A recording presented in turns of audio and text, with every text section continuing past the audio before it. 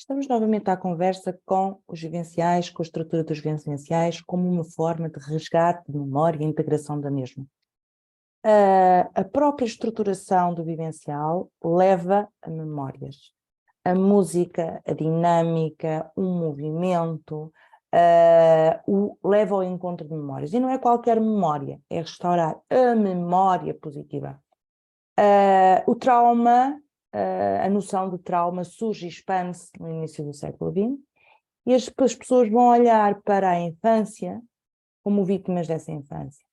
E a ideia não é essa, a ideia é repor, ressignificar e modificar essa visão. Então o trauma tem uma característica, o trabalho do trauma tem uma característica forte e vivencial, em que o tempo vai se transformar a partir daquela vivência que a pessoa teve.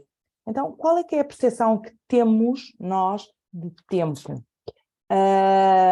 Quando estamos em vivencial, nós abordamos o presente, indo ao passado, clarificar o que há para clarificar e fazer uma ponte entre passado, presente e futuro.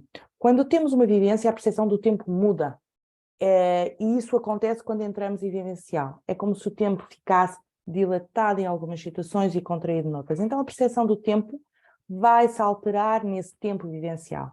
Quando nós vivemos o trauma, nesse espaço-tempo, a diferença de percepção do tempo linear é totalmente diferente. Então, quando estamos a falar em tempo linear, nós somos educados para perceber o mundo de uma forma racional. Então, a percepção do ambiente tem uma incidência no vivencial e tem uma regulação visceral. Nós temos uma tendência para projetar no futuro ou para viver no passado. E tudo o que se vive no presente, no momento, evapora-se.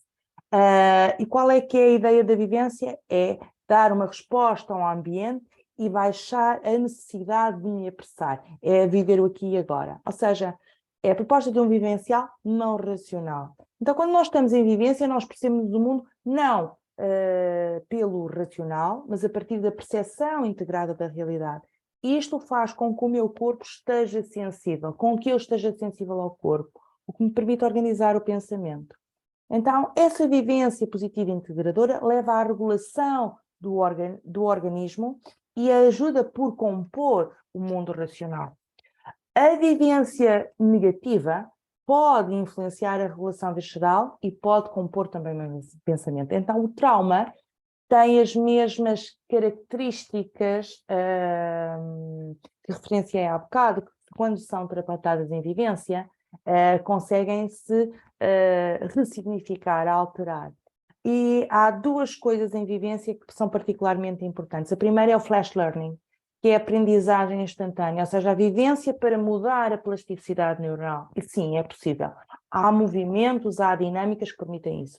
Então a vivência leva a um suporte para a mudança a nível neuronal, leva a criar uma nova sinapse e uma nova estrutura cerebral. Então, quando nós vemos a história de vida de uma pessoa, mesmo que a história tenha muito sofrimento e que essa pessoa tenha o mínimo de estruturação da realidade, ela teve vivências positivas na sua infância. E mesmo que não sintas que essas coisas são positivas, tu consegues tirar o positivo de determinadas vivências. Então, nenhuma pessoa se estrutura se não for amada. E existem instantes de vida que é necessário estruturar o toque e este amor uniformizado, transcendental. Então há aqui uma resgate de memória com estes momentos estruturantes. E o segundo aspecto, além do flash learning, tem a ver com o que é que nós vivemos, o que vivemos vai criar novas sinapses imediatamente. Então falamos do imprinting. E esse imprinting carimba no nosso corpo de uma forma tão profunda a nível neurológico. Para estar aqui hoje, houve alguém que me amou, mesmo que eu não me lembre. Mesmo que tenha sido, que eu não tenha quaisquer memórias dessa situação. Então, a necessidade da estabilidade afetiva para que a nossa infância estruture a nossa identidade é imprescindível. Então, poucas pessoas tiveram estabilidade emocional ao longo de toda a infância.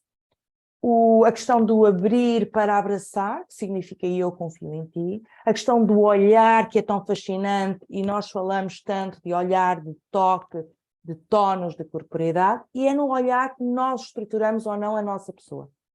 Como é que o olhar fala aquilo que a boca não fala? A boca não precisa falar, o olhar ajuda a estruturar. E é bastante importante haver essa coerência desse olhar com essa coerência daquilo que a boca diz e do que o olhar também me diz. Então há pessoas que não dizem o mesmo que a boca diz, que o olhar não diz o mesmo. Pessoas que não conseguem olhar. Pessoas que com o olhar conseguem dizer estou contigo.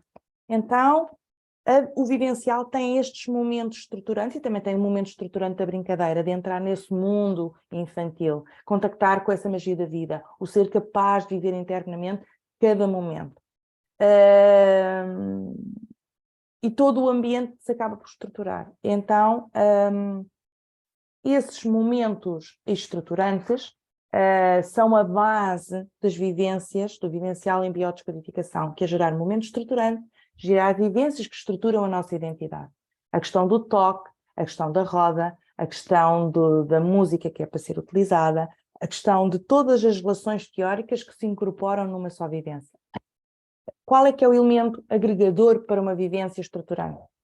Cuidado, a intensidade que colocamos nos momentos que vivemos. O estarmos ali, naquele momento, para nos trabalharmos e envolvermos nesse ambiente, nesse ninho acolhedor, para podermos ultrapassar os nossos desafios e as nossas dificuldades e a forma como nos estruturamos e criar novas sinapses, uma nova rede neuronal.